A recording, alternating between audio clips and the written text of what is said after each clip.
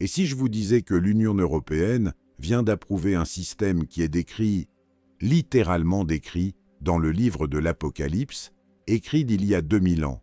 Je suis J.J. Benitez, journaliste et chercheur. J'ai consacré plus de 50 ans de ma vie à voyager sur cette planète, parcourant plus de 100 pays, écrivant 60 livres, me plongeant dans les archives, m'entretenant avec des témoins et cherchant toujours la vérité derrière les apparences. Et croyez-moi, j'ai vu beaucoup de choses au cours de cette période, de nombreuses coïncidences qui ont cessé de l'être et de multiples schémas qui se répètent encore et encore tout au long de l'histoire.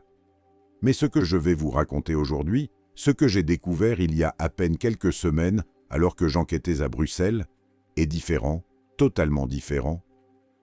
Je vous avertis dès maintenant si vous allez jusqu'au bout de cette conversation. Si vous m'accompagnez dans ce voyage que nous allons faire ensemble, votre façon de voir le monde changera, car nous allons parler de quelque chose qui se produit en ce moment même. Non pas dans un avenir lointain, ni dans une prophétie abstraite, mais maintenant, en l'an 2025 en Europe et sous nos propres yeux. Laissez-moi vous raconter comment tout cela a commencé pour moi. C'était en octobre 2025. J'étais à Madrid en train de terminer mes recherches pour un nouveau projet lorsque j'ai reçu un appel.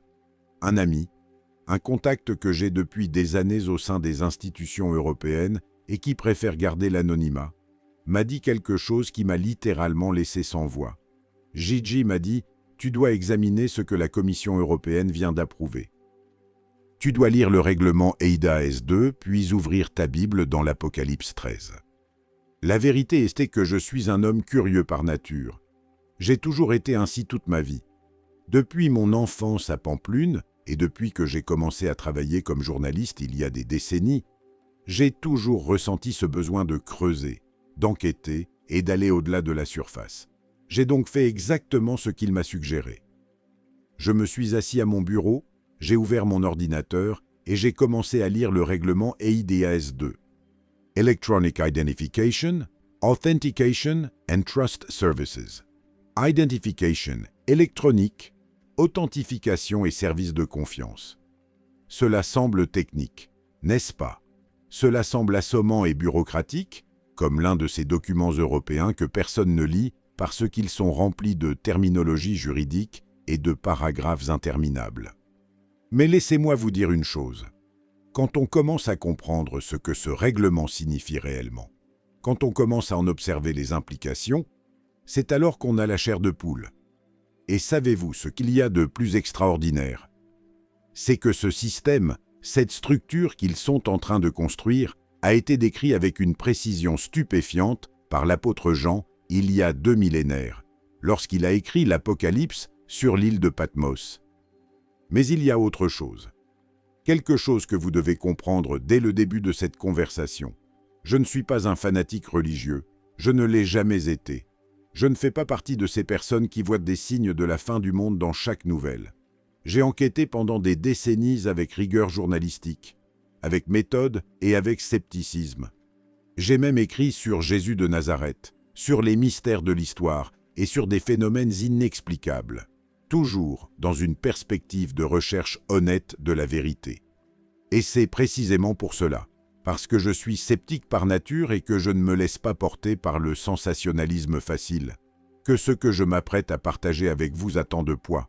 Il ne s'agit pas de spéculation ni de théorie du complot inventée. Ce sont des faits documentés, des règlements officiels, des dates confirmées et des systèmes qui sont déjà en fonctionnement. L'Union européenne, ces 27 nations qui composent ce que beaucoup considèrent comme l'expérience d'intégration politique la plus ambitieuse de l'histoire moderne, vient d'approuver la création d'un outil appelé Portefeuille européen d'identité numérique, l'EUD Wallet. D'ici décembre 2026, dans 14 mois, à compter du moment de ce récit, tous les États membres sans exception seront obligés, légalement obligés, de mettre en œuvre ce système. Est-ce une coïncidence? Pendant des années, j'ai pensé que les coïncidences n'étaient que cela, des coïncidences. Mais après un demi-siècle d'enquête, et après avoir observé comment se tissent les fils de l'histoire, j'ai appris que lorsque les schémas se répètent avec tant de précision, lorsque les prophéties anciennes s'emboîtent avec les événements modernes comme les pièces d'un puzzle parfait. Il faut prêter attention. Je vous promets une chose, et je le fais avec le sérieux que me confèrent 50 ans de carrière et avec le respect que vous méritez en tant que lecteur et chercheur de vérité. Si vous m'accompagnez jusqu'au bout, si vous avez la patience d'écouter ce que j'ai découvert, la dernière révélation, celle que je réserve pour la fin, sera la plus percutante. Ce sera celle qui donnera à tout, absolument tout ce que je vous aurai raconté auparavant. Un sens nouveau, profond et transformateur. Mais avançons pas à pas, comme on me l'a appris durant mes années de journalisme. D'abord les faits, ensuite les connexions, et enfin la vérité complète. Le 27 octobre 2025, il y a à peine quelques semaines, l'Union européenne a fait une annonce qui est passée pratiquement inaperçue dans les médias. Pourquoi? Parce qu'ils l'ont présentée comme une mesure technique, comme une mise à jour administrative, comme une amélioration des services numériques. Mais lorsque vous lisez le document complet, lorsque vous observez ses implications réelles et que vous reliez les points avec d'autres décisions prises simultanément en matière de monnaie numérique, de contrôle financier et d'identité biométrique, vous commencez à avoir une vue d'ensemble. Et c'est là que réside l'extraordinaire, ce qui m'a empêché de dormir pendant plusieurs jours après l'avoir découvert. L'apôtre Jean, exilé à Patmos vers l'an 95 après Jésus-Christ, a eu une vision de la fin des temps, de la période que la tradition chrétienne appelle la Grande Tribulation. Dans cette vision, Jean a contemplé un système de contrôle économique si spécifique et détaillé que pendant des siècles, les théologiens se sont demandé comment une telle chose pouvait être possible. Et elle faisait que tous, a écrit Jean, petits et grands, riches et pauvres, libres et esclaves, reçussent une marque sur leur main droite ou sur leur front, et que personne ne put acheter ni vendre sans avoir la marque. Personne ne pouvait acheter ni vendre, un contrôle total sur l'économie, un contrôle absolu sur la capacité des personnes à participer à la société. Et la clé réside dans une marque, dans un identifiant, dans quelque chose qui vous autorise ou vous refuse l'accès au système. Pendant 2000 ans, cette prophétie a ressemblé à de la science-fiction. Comment quelqu'un pourrait-il contrôler toutes les transactions économiques de toutes les personnes? Comment pourrait-il exister un système si omniprésent et pénétrant que personne ne puisse acheter ou vendre sans l'utiliser aujourd'hui? Nous le savons. En 2025, nous disposons exactement de la technologie nécessaire pour le rendre possible. Et ce qui est encore plus inquiétant, ce qui m'a vraiment donné le frisson quand je l'ai découvert, c'est que ce système n'est plus une théorie ni un projet futur, il est déjà en cours de déploiement. Laissez-moi vous révéler autre chose. Quelque chose que je sais grâce à des sources dont je ne peux citer les noms. Des personnes qui travaillent au sein des institutions européennes, qui observent cela de l'intérieur et qui sont franchement inquiètes. Le calendrier, les dates et la vitesse à laquelle ils mettent tout cela en place ne sont pas accidentelles. Il y a une urgence, une précipitation qui n'a aucun sens d'un point de vue technique ou administratif. Pourquoi une telle urgence?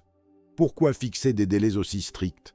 Pourquoi obliger 27 nations, avec des systèmes, des cultures et des priorités différents, à mettre en œuvre exactement le même mécanisme en suivant exactement le même calendrier? Et c'est là qu'apparaît la question qui me hante depuis des semaines. La question qui m'empêche de dormir la nuit. Est-il possible que nous soyons en train de vivre l'accomplissement d'une prophétie biblique? Est-il possible que ce que Jean a contemplé il y a 2000 ans soit en train de se matérialiser sous nos yeux, sous la forme de règlements européens, de portefeuilles numériques et de systèmes d'identification biométrique? Comme je vous le dis, je suis sceptique par nature, mais les faits sont têtus, et ce que je vais partager avec vous dans les prochaines parties de cette conversation. Ce sont des faits, des documents officiels, des dates confirmées et des systèmes réels. Nous allons voyager ensemble, nous allons enquêter, et je vous garantis qu'à la fin de ce parcours, vous verrez le monde d'une manière différente. Je me souviens parfaitement d'un après-midi de mars 2018. Je me trouvais à Bruxelles. dans l'un de ces anciens cafés proches du Parlement européen, avec de hauts plafonds et de grandes baies vitrées. J'enquêtais pour un projet complètement différent, mais j'ai fini par discuter avec un fonctionnaire européen, un homme âgé, belge, qui travaillait depuis 30 ans dans les institutions communautaires. « Gigi », m'a-t-il dit en remuant son café, « si j'ai appris d'une chose durant 3 décennies ici, c'est qu'obtenir que les Européens se mettent d'accord sur quelque chose d'important est pratiquement impossible. » Il a ri d'un rire fatigué. La France veut une chose et l'Allemagne une autre. Les pays du Sud se querellent avec ceux du Nord et ceux de l'Est avec ceux de l'Ouest. C'est comme essayer de diriger un orchestre où chaque musicien joue une partition différente. Et il avait raison, entièrement raison. L'histoire de l'Europe est une histoire de guerre, de conflits et de rivalités qui remontent à des siècles. Français et Allemands s'entretuaient pendant des générations. Les Polonais se méfiaient des Russes. Les Britanniques n'ont même pas voulu rester dans l'Union. Ils sont partis. L'idée que 27 nations souveraines, chacune avec sa propre histoire, sa culture et ses intérêts, puissent se mettre d'accord sur quelque chose de profond et de structurel relève de la fantaisie. Et pourtant, c'est ici que me hante le mystère. Lorsque la Commission européenne a proposé le règlement eIDAS 2, lorsqu'ils ont présenté ce projet visant à créer un portefeuille numérique obligatoire qui transformerait complètement la façon dont les Européens s'identifient, accèdent aux services et effectuent des transactions. Savez-vous quelle opposition il y a eu? Aucune opposition significative. Les 27 nations, toutes ont dit oui. La France, oui. L'Allemagne, oui. L'Italie, l'Espagne, la Pologne, la Roumanie, les Pays-Bas, tous ont signé. Il n'y a pas eu de débats interminables, de pays bloquant la décision ni de disputes européennes habituelles liées à la souveraineté nationale ou à l'identité culturelle. Ce fut comme si, soudainement, toutes ces nations n'avaient qu'un seul esprit. Et vous savez quoi? Cela m'a rappelé quelque chose que j'ai lu il y a des années dans la Bible, et que je n'aurais jamais pensé voir se matérialiser de manière aussi littérale de mon vivant. Apocalypse 17, versets 12 et 13. Jean a une autre vision. Il contemple une femme assise sur une bête écarlate, et la bête a 10 cornes. Puis vient l'explication, les 10 cornes que tu as vues sont 10 rois, qui n'ont pas encore reçu de royaume, mais qui reçoivent pouvoir comme rois pendant 1 heure avec la bête. Ils ont un même dessein, et ils donnent leur puissance et leur autorité à la bête. Un même dessein, 10 rois, 10 royaumes, 10 centres de pouvoir, et tous avec un même objectif. Ils donnent leur pouvoir, leur autorité et leur souveraineté à un système central, à une bête. Il est vrai que l'Union européenne compte 27 États membres, et non 10, mais laissez-moi vous raconter quelque chose de fascinant que j'ai découvert en étudiant l'histoire de cette union. La communauté économique européenne, le germe de ce que nous connaissons aujourd'hui sous le nom d'Union européenne, a commencé en 1957 avec seulement 6 pays fondateurs. Mais lorsque l'acte a été signé et que la structure politique que nous connaissons aujourd'hui a vraiment commencé à prendre forme, savez-vous combien de pays il y avait? 10 nations, exactement. Depuis lors, le pouvoir de Bruxelles et l'autorité des institutions centrales européennes sur les États nationaux n'ont cessé de croître. Encore et encore. Permettez-moi de vous raconter une autre histoire. Plus récente cette fois. En octobre 2025, 2 semaines avant l'annonce officielle concernant eIDAS 2, je me suis rendu à Francfort. J'avais un rendez-vous que j'avais obtenu après des mois de contact avec quelqu'un qui travaille très près de la Banque centrale européenne. Je ne peux évidemment pas donner de nom, vous comprenez comment fonctionnent ces choses, mais cette personne m'a dit quelque chose qui m'a glacé le sang. « Ils accélèrent tout », m'a-t-elle dit. « Nous marchions le long du Main, le fleuve qui traverse Francfort. C'était un après-midi froid et gris, typique de l'automne allemand. L'euro numérique, le portefeuille d'identité. Tout est connecté et il y a de la pression d'en haut. Beaucoup de pression pour que tout cela soit opérationnel dès que possible. » « De la pression de qui ?» lui ai-je demandé. Elle a haussé les épaules. « C'est bien la question, officiellement. C'est pour la compétitivité parce que la Chine a déjà son yuan numérique et que les États-Unis développent le dollar numérique. Mais le calendrier, Gigi, n'a aucun sens technique. C'est trop rapide. C'est comme si quelqu'un était pressé que tout soit prêt avant une date limite que nous ignorons. Vous comprenez ce que je veux dire?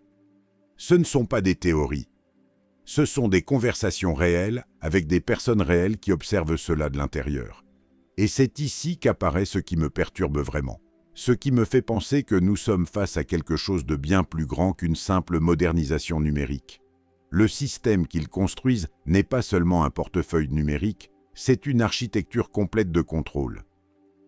Lorsque vous combinez l'identité numérique obligatoire avec une monnaie numérique de la Banque centrale, lorsque vous connectez ces deux éléments, vous obtenez un pouvoir absolu sur la participation économique de chaque individu. Ce n'est pas une spéculation personnelle. J'ai les documents et j'ai lu les règlements. Le portefeuille EUDI n'est pas facultatif pour les États membres. Sa mise en œuvre sera obligatoire d'ici décembre 2026, 14 mois après le moment où se situe ce récit. Tous les services publics européens devront l'accepter. D'ici décembre 2027, 26 mois plus tard. Les banques, les institutions financières et tous les services essentiels réglementés devront l'intégrer. Et qu'en est-il de l'euro numérique? La Banque centrale européenne a confirmé qu'il entrerait en phase de préparation en 2025 et qu'il serait opérationnel vers 2028. Même délai, même urgence et même calendrier, il y a 2000 ans. Jean a contemplé un système dans lequel personne ne pouvait acheter ni vendre sans une marque spécifique. Et maintenant, nous observons comment cette infrastructure même est en train d'être construite. Mais il y a autre chose que vous devez comprendre. Quelque chose qui rend tout cela encore plus inquiétant.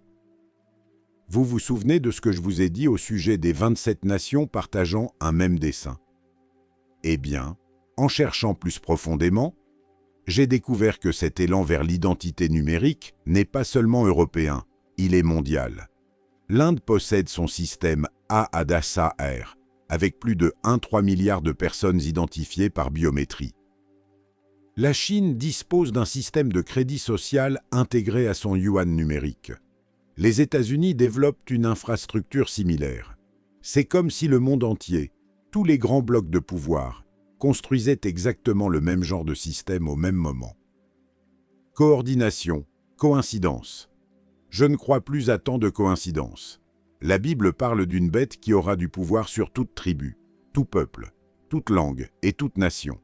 Et ce que nous contemplons, c'est précisément cela des systèmes nationaux qui commencent à s'intégrer et convergent vers une même structure, vers une architecture commune de contrôle.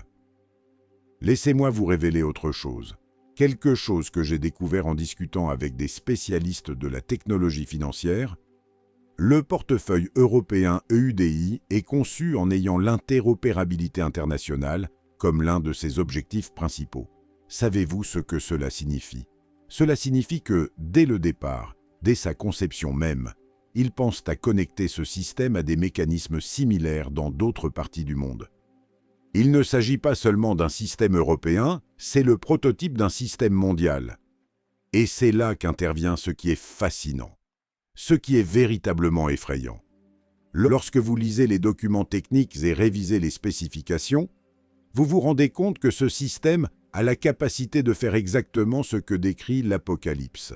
Il peut vérifier votre identité, autoriser ou rejeter des transactions et suivre chaque achat, chaque déplacement et chaque interaction économique. La technologie nécessaire pour accomplir la prophétie de Jean existe déjà. Et non seulement elle existe, mais elle est activement mise en œuvre selon des calendriers définis, des budgets alloués et des lois qui obligent à son adoption. Mais c'est ici qu'apparaît la question qui me hante. Celle qui m'empêche de dormir, pourquoi maintenant? Pourquoi à ce moment précis de l'histoire? Pourquoi cette urgence? Il y a autre chose que je veux que vous sachiez. Quelque chose que j'ai réservé pour les parties suivantes de notre conversation. Parce que ce que je vous ai raconté jusqu'à présent n'est que le début, à peine la surface. La véritable révélation, la connexion la plus profonde avec les prophéties bibliques viendra ensuite. Je vous ai prévenu au début que cela changerait votre façon de voir le monde. Et tenir ma parole est important pour moi. Après 50 ans de travail comme journaliste et après avoir écrit 60 livres, j'ai appris que la crédibilité est ce que nous possédons de plus précieux. Poursuivons donc. Continuons à relier les points. Il y a une phrase que mon grand-père me répétait souvent quand j'étais enfant à Pampelune dans les années 50. Il avait vécu la guerre civile espagnole. Il avait connu la faim et avait vu des choses terribles. Il me disait « Juanjo », c'est ainsi qu'il m'appelait. Celui qui contrôle le pain contrôle la personne. Celui qui contrôle la nourriture contrôle la vie. Je n'ai jamais oublié ces mots. Aujourd'hui, 70 ans plus tard, ces mots résonnent dans ma tête avec une force extraordinaire.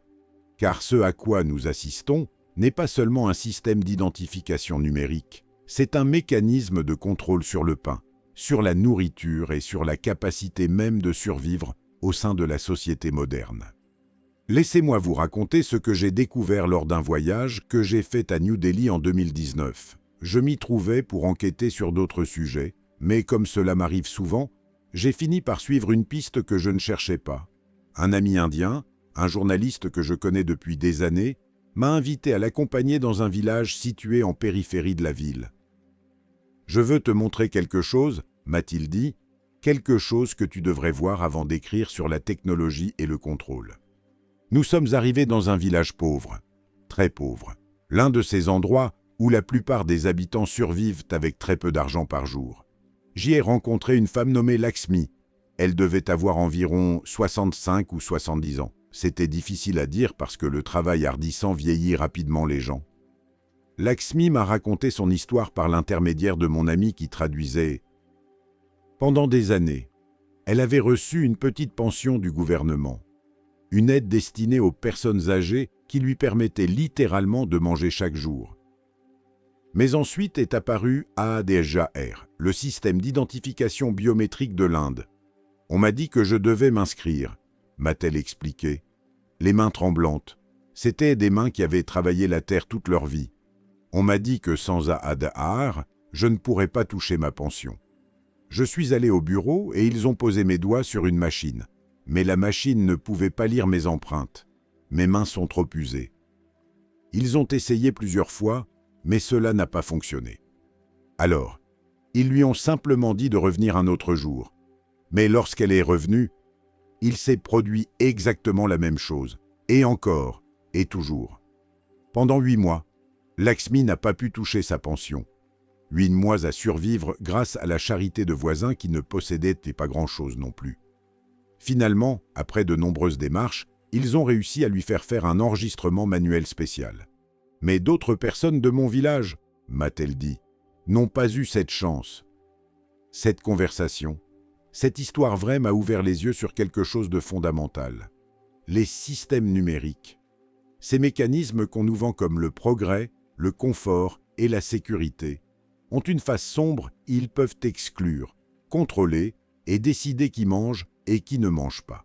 Et c'est ce qui m'a ramené en Europe, ce qui relie l'histoire de cette femme indienne à ce qui se passe actuellement à Bruxelles. Le système AADR en Inde est le modèle. L'expérience à grande échelle qui a prouvé qu'il est possible de placer plus de 1,3 milliard de personnes sous un système centralisé d'identification numérique. Et l'Europe est en train de copier ce modèle pas à pas. Permettez-moi de vous expliquer comment cela fonctionne en pratique. Car, comme on dit souvent, le diable est dans les détails. Le portefeuille EUD Wallet est officiellement volontaire.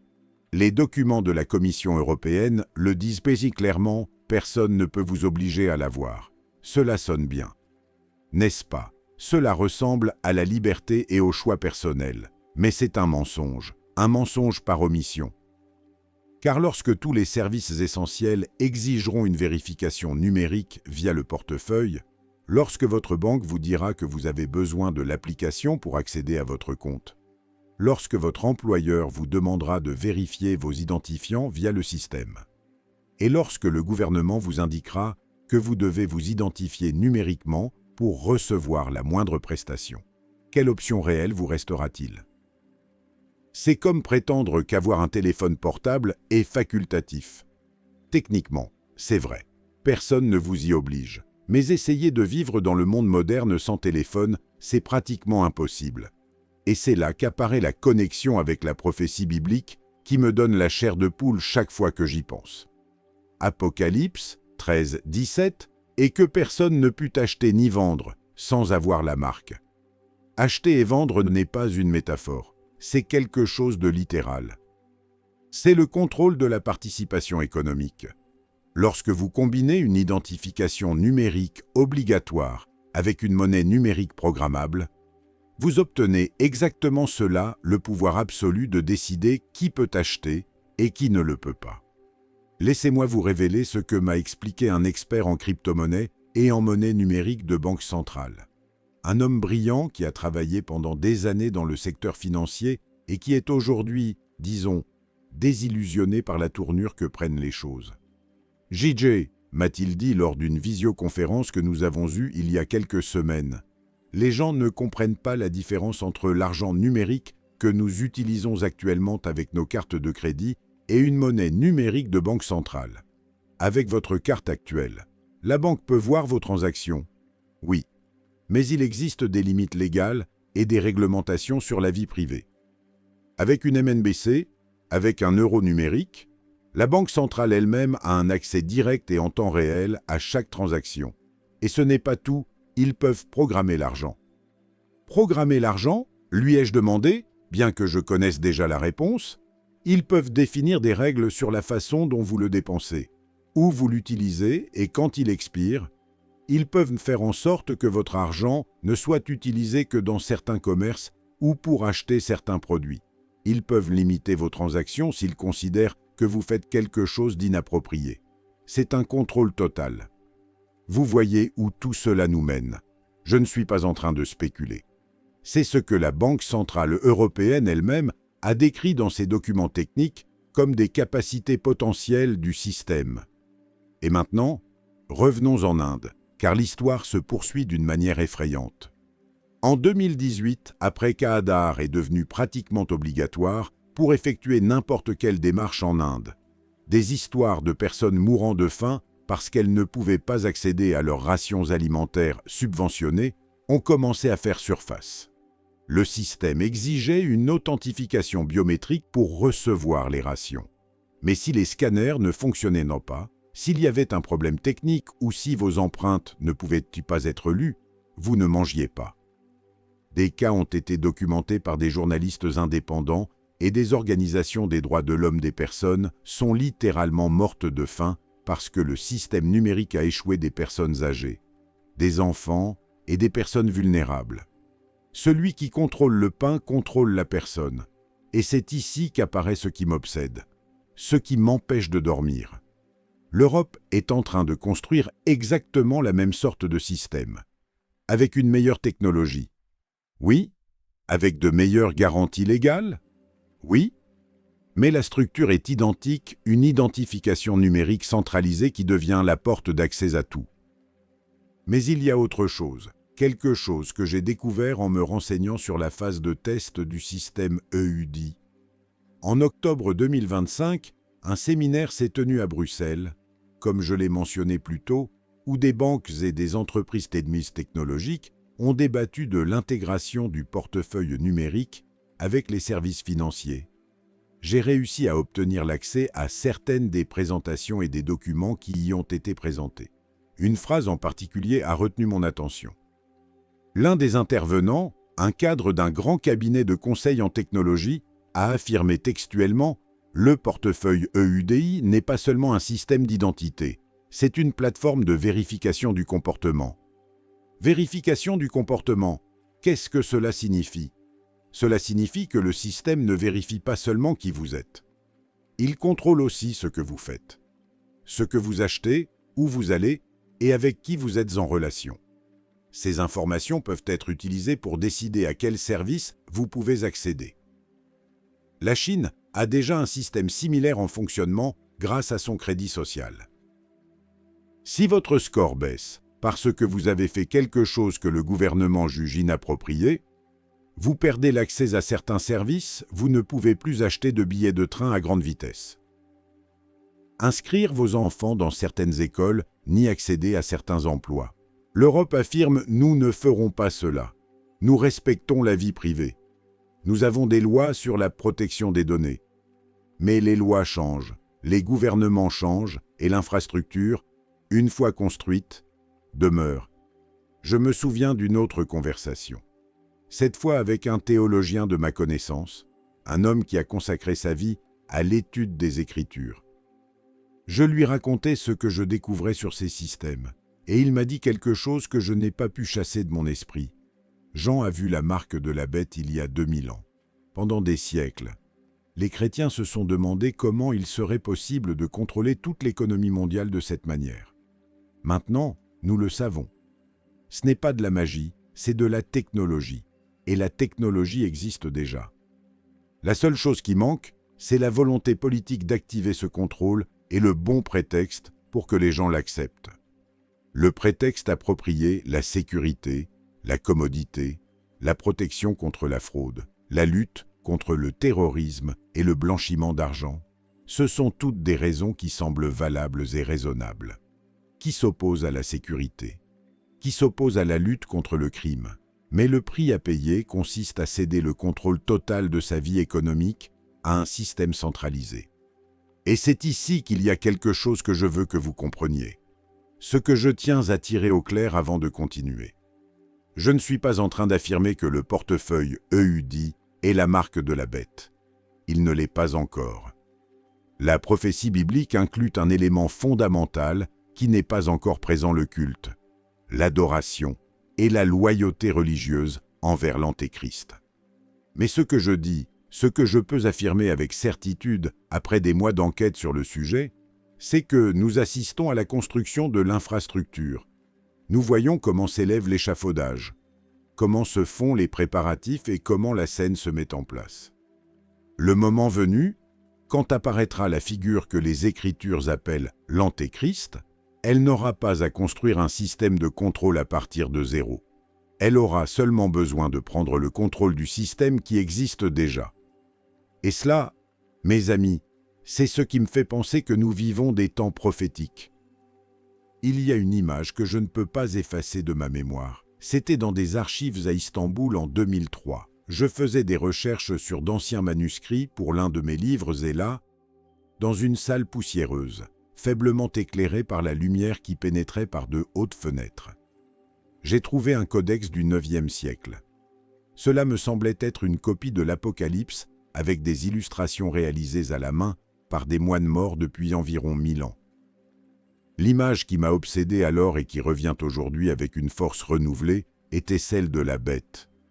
L'artiste médiéval avait dessiné une créature avec 7 têtes et 10 cornes, chaque tête couronnée et surgissant de la mer. Autour de la bête apparaissaient des fils, des lignes qui reliaient chaque tête et chaque corne, comme s'ils formaient un réseau, une toile de connexions invisibles. À ce moment-là, j'ai pensé qu'il s'agissait d'une interprétation artistique, d'une manière de représenter le pouvoir interconnecté du mal. Mais aujourd'hui, je me demande si ce moine ne voyait pas quelque chose de plus profond, quelque chose que nous commençons à peine à comprendre au XXIe siècle, les fils invisibles qui relient tout. Laissez-moi vous raconter quelque chose que j'ai découvert il y a tout juste 3 semaines, quelque chose qui m'a amené à passer une série d'appels, de consultations et de recherches qui m'ont tenu éveillé jusqu'à 4 heures du matin plusieurs jours d'affilée. Il s'avère que le développement du règlement EIDAS 2 et du portefeuille EUD n'est pas un projet isolé. Ce n'est pas quelque chose que l'Europe a décidé de développer de manière indépendante pour ses propres motifs. Cela fait partie de quelque chose de bien plus grand, une coordination mondiale dont les connexions s'avèrent saisissantes quand on commence à les observer. En 2020, en pleine pandémie, il s'est produit quelque chose de curieux. Le Forum économique mondial, cette organisation qui réunit chaque année à Davos certains des dirigeants les plus puissants de la planète, politiciens, chefs d'entreprise et banquiers, a lancé une initiative appelée Known Traveler Digital Identity, l'identité numérique du voyageur connu. En quoi cela consistait-il? à créer un système mondial d'identification numérique qui permettrait aux gens de franchir les frontières sans utiliser de documents physiques, en utilisant uniquement leur smartphone, leurs données biométriques et des identifiants vérifiés numériquement. Cela semble pratique, mais ce n'est-ce pas? J'ai réussi à obtenir l'accès à certains documents de cette initiative grâce à des contacts que j'ai dans le secteur de l'aviation. Ce que j'y ai trouvé était à la fois fascinant et effrayant. Le projet pilote incluant le Canada et les Pays-Bas comptait comme partenaires technologiques de grandes entreprises de la Silicon Valley. Dans les documents, il décrivait littéralement ce système comme le prototype de l'identité numérique du XXIe siècle. Or, quel est le rapport avec l'Europe? Tous deux, les mêmes cabinets de conseil, entreprises technologiques et spécialistes qui ont conçu ce prototype sont ceux qui travaillent actuellement sur le système EUDI. Les spécifications techniques des Ketipong sont similaires. L'architecture est comparable et la vision d'interopérabilité mondiale est identique. Ce ne sont pas des projets séparés, ce sont les parties d'un même plan. Et c'est là qu'apparaît quelque chose qui m'a littéralement laissé sans voix lorsque je l'ai découvert. En 2021, les Nations Unies ont publié un document intitulé « Digital Identity for Sustainable Development », l'identité numérique pour le développement durable. Le document proposait que tous les pays du monde adoptent des systèmes d'identification numérique dans le cadre des objectifs de développement durable pour 2030. Souvenez-vous de cette date. Dans ce document, les Nations Unies établissaient un cadre, une structure sur la manière dont ces systèmes devaient fonctionner à l'échelle mondiale. Lorsque vous lisez ce cadre et le comparez à ce que l'Europe met en œuvre, c'est presque identique. Laissez-moi vous révéler une autre connexion encore plus profonde. En septembre 2024, il y a tout juste un an par rapport au moment de ce récit, la Banque des règlements internationaux, la BRI, qui fonctionne comme la banque centrale des banques centrales, a publié un rapport sur l'avenir du système monétaire. Dans ce rapport, qui comptait plus de 200 pages et que j'ai lu en entier parce que je suis obsédé à ce point, il décrivait quelque chose appelé The Unified Ledger, le livre compte unifié. Qu'est-ce que c'est? Une plateforme sur laquelle toutes les monnaies numériques des banques centrales de tous les pays seraient interconnectées. Un endroit où toutes les transactions mondiales pourraient être tracées et vérifiées, et où l'identité numérique serait intégrée avec l'argent numérique au sein d'un système unique. Un seul système mondial pour toute la planète. La BRI ne faisait pas de la spéculation et ne proposait pas une idée purement théorique. Elle décrivait quelque chose sur lequel on travaille déjà activement par le biais de projets pilotes et de calendriers établis. Vous voyez les fils.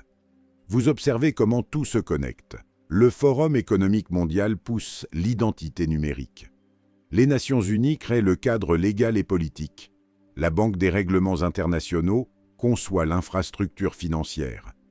Et l'Europe, avec ses quelques 450 millions de citoyens, devient le terrain d'essai, l'expérience à grande échelle. Mais il existe autre chose. Quelque chose qui me fait penser qu'il ne s'agit pas seulement d'une coordination entre institutions, mais de quelque chose de plus profond encore. De quelque chose qui touche au domaine spirituel. Daniel 7, 23 décrit la quatrième bête en affirmant qu'elle dévorera toute la terre. Pour la première fois dans l'histoire humaine, nous possédons la technologie nécessaire pour rendre une telle chose possible. Je ne parle pas d'une conquête militaire ni d'invasion. Je parle d'une pénétration totale, d'un contrôle systématique à travers une infrastructure numérique. Je me souviens d'une conversation que j'ai eue avec un programmeur, un jeune homme brillant qui a travaillé au développement de systèmes de chaînes de blocs pour le secteur bancaire. Nous nous sommes rencontrés lors d'une conférence à Lisbonne l'année précédente et il m'a expliqué quelque chose qui m'a glacé le sang. « Gigi, m'a-t-il dit, les gens pensent que la technologie est neutre, que tout dépend de la façon dont on l'utilise. Mais ce n'est pas le cas. Les systèmes que nous construisons actuellement, les systèmes d'identité numérique liés à des monnaies numériques programmables, intègrent l'autoritarisme au cœur même de leur architecture. Ce n'est pas simplement qu'ils peuvent être utilisés pour contrôler. c'est qu'ils sont conçus spécifiquement pour permettre ce contrôle. Je lui ai demandé ce qu'il voulait dire. Imagine, a-t-il répondu, que chaque fois que tu utilises ton argent numérique, le système vérifie automatiquement ton identité, contrôle si tu as l'autorisation d'effectuer cet achat et vérifie si tu respectes certaines règles ou normes. Si quelque chose échoue durant cette vérification, la transaction n'est tout simplement pas traitée. Il n'y a pas de recours ni d'alternative. Tout se produit automatiquement. Cela ressemble à un contrôle total, ai-je complété. Et ce qui est inquiétant, c'est que lorsque toute l'économie dépendra de ce système, lorsqu'il n'y aura plus d'argent liquide ni d'alternative, quiconque contrôlera le système aura le pouvoir d'inclure ou d'exclure n'importe quelle personne de l'économie en appuyant simplement sur un bouton. Personne ne pouvait acheter ni vendre. La prophétie de Jean se matérialise non pas par de la magie noire, mais au moyen de codes, d'algorithmes et d'infrastructures numériques. Et ici apparaît une autre connexion biblique qui m'obsède. Première épître aux Thessaloniciens 5, 3. Quand les hommes diront paix et sûreté, alors une ruine soudaine les surprendra. Quel est le discours qui accompagne tous ces systèmes sécurité, protection et paix? Votre identité sera en sécurité. Vos transactions seront protégées. Vous aurez la tranquillité d'esprit en sachant que vos données sont cryptées. Paix et sécurité. Mais ensuite, affirme l'Écriture, vient une ruine soudaine comme les douleurs de l'enfantement, et il n'y aura pas d'échappatoire. Je ne suis pas prophète et je ne prétends pas l'être. Mais je suis un observateur. J'ai consacré ma vie à observer, documenter et relier les schémas. Et ce que j'observe maintenant, ce que je documente, ce sont exactement les schémas que la Bible a décrits pour les derniers jours. Laissez-moi vous raconter une dernière histoire dans cette partie. Une histoire qui résume tout ce que je ressens à ce sujet. Il y a 2 mois, je me trouvais à Rome, marchant dans le Forum romain, parmi ces ruines antiques qui furent le centre de pouvoir du plus grand empire que le monde ait connu jusque-là. Là, entre des colonnes renversées et des pierres millénaires, j'ai pensé à quelque chose. L'Empire romain a contrôlé son monde au moyen de routes, d'aqueducs et d'infrastructures physiques. Si vous vouliez commercer, vous utilisiez les routes romaines. Si vous aviez besoin d'eau, vous dépendiez des aqueducs romains. Si vous vouliez la sécurité, vous dépendiez des légions romaines. Le contrôle par l'infrastructure. Aujourd'hui, 2000 ans plus tard, nous contemplons le même principe mais numérisé. Le contrôle par l'infrastructure numérique, identité numérique, argent numérique et vérification numérique. La bête de l'Apocalypse ne sera pas différente des empires du passé dans ses objectifs, mais seulement dans ses méthodes. Et ces méthodes seront infiniment plus efficaces et pénétrantes, parce que la technologie moderne permet un niveau d'infiltration totale dont aucun empire ancien n'aurait même pu rêver. Et tout cela est en train de se construire maintenant, pas dans un avenir lointain, maintenant, avec des dates spécifiques, des chronogrammes définis et des systèmes qui sont déjà en phase de test. Les fils invisibles se tissent, le réseau se complète. Et la question qui m'obsède, la question qui nous mène vers la dernière partie de ces révélations, est la suivante: sommes-nous prêts? Savons-nous ce qui vient et que pouvons-nous faire à ce sujet? Parce que c'est là que se trouve l'espoir. Mes amis, il y a toujours de l'espoir. Et cet espoir, cette révélation finale que je vous ai promise depuis le début, c'est ce que je vais partager maintenant avec vous. Revenons au début. Revenons à la question fondamentale qui a ouvert cette conversation. Pourquoi maintenant? Pourquoi après 2000 ans d'attente et des générations entières de chrétiens qui pensaient vivre les derniers temps, observons-nous aujourd'hui la matérialisation de ces systèmes avec une telle précision pendant des semaines? Alors que j'enquêtais sur tout cela et reliais ces fils, cette question me poursuivait. Puis, une nuit, seul dans mon bureau et entouré de documents et de livres, j'ai eu une de ces prises de conscience qui vous frappent comme un éclair, une révélation soudaine qui réorganise tout ce que vous pensiez savoir. Ce n'est pas que la prophétie s'accomplit maintenant sans raison, c'est que son accomplissement nécessitait l'existence de certaines conditions technologiques. Jean a contemplé il y a 2000 ans un système de contrôle économique total. Mais ce système ne pouvait devenir réalité que lorsque la technologie le permettrait. Et mes amis, cette technologie existe aujourd'hui. Permettez-moi de vous raconter l'histoire qui change tout, la révélation que j'ai promise dès le début. En novembre 2024, il y a presque un an, jour pour jour, par rapport au moment de ce récit, j'ai reçu une lettre. Ce n'était pas un courrier électronique ni un message numérique, c'était une lettre physique écrite à la main qui est arrivée à mon domicile de Madrid sans expéditeur. Ce genre de situation me rend nerveux. Durant tant d'années de journalisme, j'ai reçu des menaces et j'ai eu des ennuis, et une lettre anonyme constitue toujours un motif de précaution.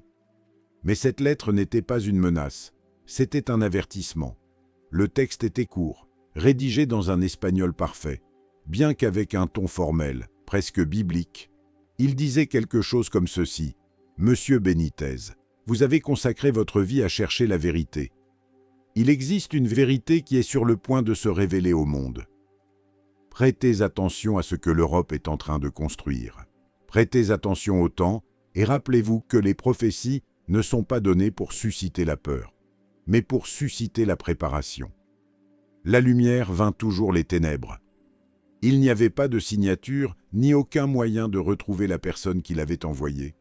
Mais cette lettre, ces mots ont déclenché l'enquête que je viens de partager avec vous. Et maintenant, après tout ce que j'ai découvert, je comprends ce que la personne qui a écrit cette lettre voulait que je comprenne. La révélation finale est la suivante. Écoutez attentivement, car c'est la chose la plus importante que je vais dire. Le système qu'ils construisent, cette infrastructure de contrôle que nous voyons émerger, coïncide en effet avec les prophéties bibliques concernant le gouvernement de l'Antéchrist. Mais la prophétie ne s'arrête pas là. Elle ne se termine pas avec la bête triomphante, elle s'achève par sa défaite. Apocalypse 19, 20, 21 et 22.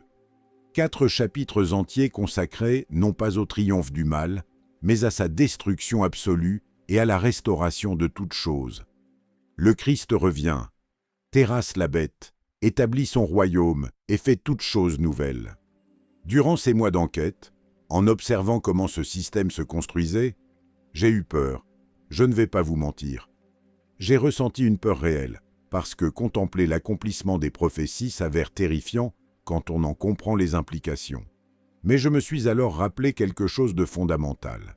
Les prophéties ne nous ont pas été données pour nous effrayer, mais pour nous préparer. Jésus a dit dans Luc 21-28, « Quand ces choses commenceront à arriver, redressez-vous et levez vos têtes, parce que votre délivrance est proche. » Il n'a pas dit « Soyez terrifiés ». Il n'a pas dit « Désespérés ». Il a dit « Levez vos têtes », parce que cela signifie que son retour est proche. Laissez-moi vous expliquer quelque chose que je suis venu à comprendre profondément au cours de ces derniers mois, le fait que ces systèmes soient en train d'être construits.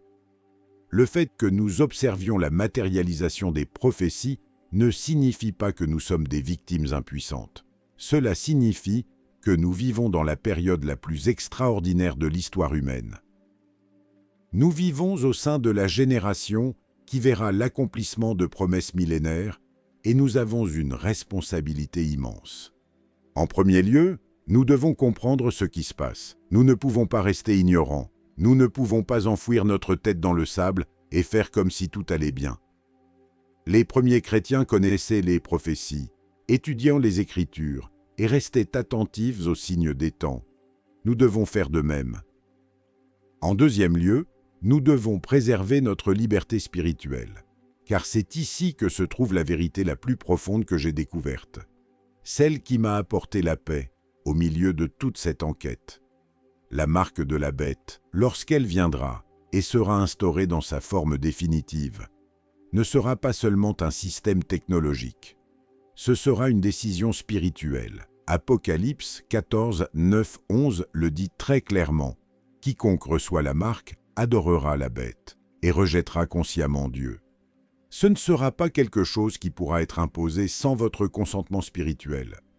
Cela signifie que le portefeuille EUD l'euro numérique et tous ces systèmes en cours de déploiement ne sont pas automatiquement la marque de la bête. Ils peuvent devenir l'infrastructure nécessaire à cette marque. Oui, mais accepter la marque exigera une décision consciente de loyauté envers l'Antéchrist et de rejet du Christ. Ce sera une décision que chaque personne devra prendre librement.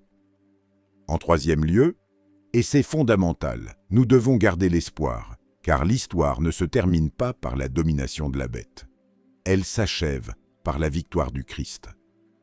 J'ai visité des catacombes à Rome, où les premiers chrétiens se réunissaient en secret alors qu'ils étaient persécutés par l'Empire romain. J'ai contemplé les inscriptions qu'ils ont laissées sur ces parois sombres. Et savez-vous ce que j'y ai trouvé à maintes reprises? Je n'ai pas trouvé de message de désespoir ni de cri de peur. J'ai trouvé le symbole du poisson et des déclarations d'une foi inébranlable. Ces chrétiens vivaient sous un empire brutal qui les jetait aux lions et les brûlait comme des torches humaines. Et pourtant, ils ont conservé leur espoir parce qu'ils savaient une chose que nous devons nous rappeler, la victoire finale est assurée. Aujourd'hui, permettez-moi d'être très pratique. Que faisons-nous de cette information? Premièrement, nous informer et partager ces données avec d'autres personnes, non pas par la peur, mais par la connaissance. Les gens ont le droit de savoir ce qui se passe et de comprendre les implications des systèmes qui se mettent en place. Deuxièmement, nous préparer spirituellement. Si nous entrons vraiment dans des temps prophétiques, nous devons rester fermes dans notre foi, enracinés dans les Écritures et connectés à des communautés de croyants qui peuvent nous soutenir. Troisièmement, préserver notre humanité. Ces systèmes cherchent à tout réduire à des données, des chiffres et des transactions numériques. Notre réponse doit être de cultiver ce qui nous rend humains, les relations en face à face. La communauté et l'amour du prochain, des éléments qui ne peuvent pas être numérisés.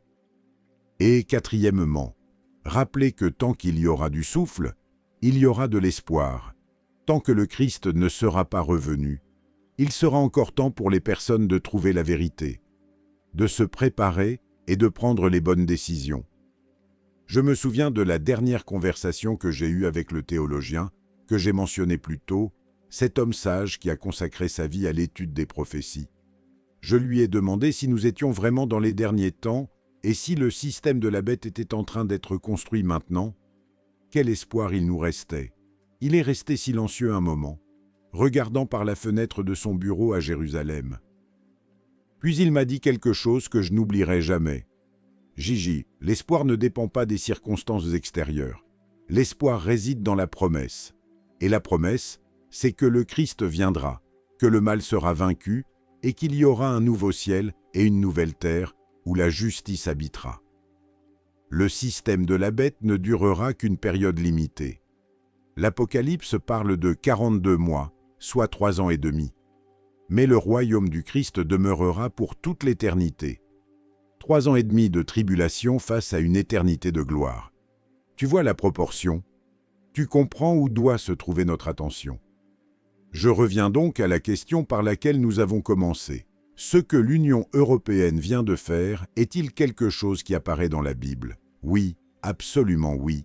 Le système EUDI, l'euro numérique et la coordination mondiale vers l'identité et la monnaie numérique coïncident avec une précision stupéfiante avec les prophéties relatives au système de contrôle de l'Antéchrist.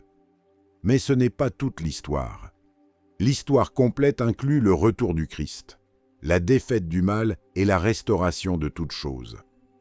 Dans ce contexte, dans cette perspective plus large, ce que nous contemplons n'est pas un motif de désespoir, mais d'espoir, car cela signifie que nous sommes proches, très proches du moment où Jésus lui-même a dit « Je fais toutes choses nouvelles ».